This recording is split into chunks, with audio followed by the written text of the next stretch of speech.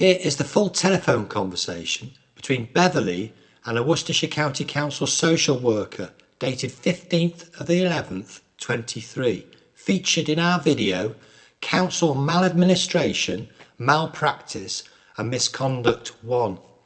As stated previously, voices and names have been disguised. In it, she refuses to tell youngest daughter Beverly where her mother Lily had been taken into care. She also refuses to discuss good and compelling evidence against Susan, which suggested she had been committing financial abuse against Edward and Lily. Right, so I went up to see your mum yesterday. Yeah. She's doing really well, very settled. Is she? Eating well. She's developed some friendships within the home as well, which is really quite lovely. I was hoping that would happen. Yeah, so she has settled really nicely, really nicely. So that was really good to see. Yeah. She is missing your dad, so we're going to arrange for her to go over and see your dad over the next few days. So I had a chat with her about, well, I did a class assessment around contact with others and had a chat with her about who she would like to see, who she would like to have visit. Let me just double check my notes. Right, okay, so what she's saying to me at the moment, she's still very clear and adamant that her wishes are she doesn't wish to see yourself or Ian at the moment. And I tried to get an understanding of why, and I did ask her, I said, well, why is that? And I did say that, that you contacted me quite a few times, wanting to have a chat with her and see how she was and come over and see her. And your mum just kept saying to me, I don't want the aggro. There's too much fighting going on. I don't want it. So I did say to her, well, she can come and see you when she's not here. We can arrange for those separate bits. No, I just don't want the aggro at the minute.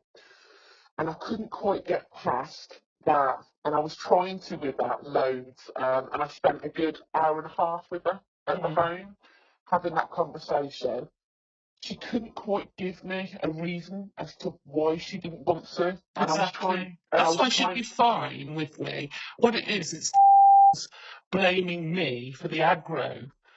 But Mom's been brainwashed so much for 2 years by that, she's been totally brainwashed and turned against me. But I think you should let my mom see me. Tell me where the home is.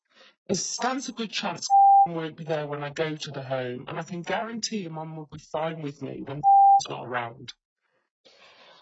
Because I've got to get some legal advice, Beverly, where I stand with that, and I've got a meeting with the safeguarding coordinator about 10 o'clock this morning to have a chat with her about it.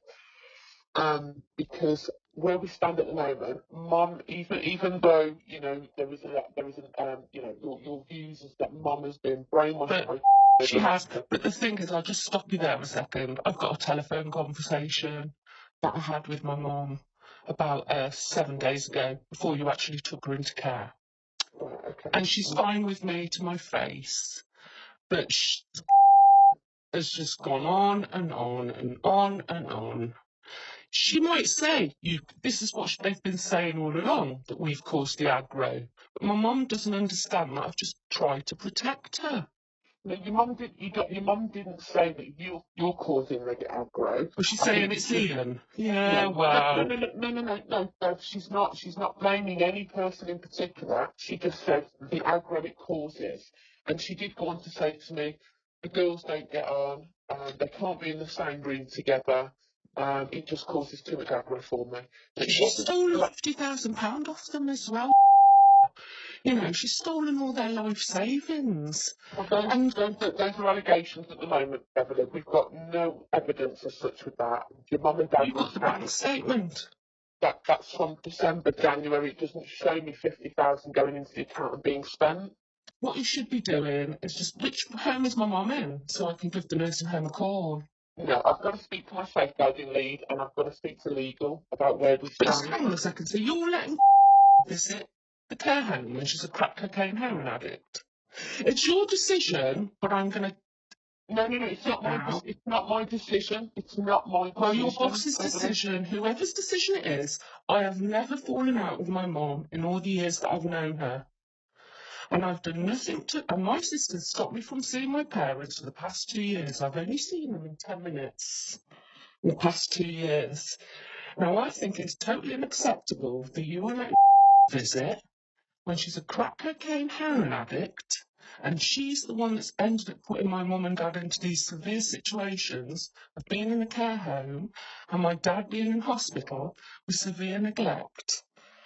And I wanted to get carers in. I got in touch with you in 21 to arrange assessments. You kept going round and saying they were safe, they were safe, they were safe. Now, if we'd had carers in place at that time and you insisted, we wouldn't be in this situation now. Now, I can't talk about if that. you can't talk about that, well, I'm going to end this conversation now, and I'm not going to be dealing with this anymore. Ian's going to be dealing with it.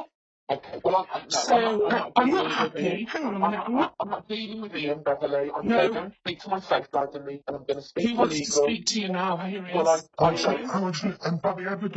I'm going to make a call. I'm very sorry. You don't want to know about the £50,000, do you?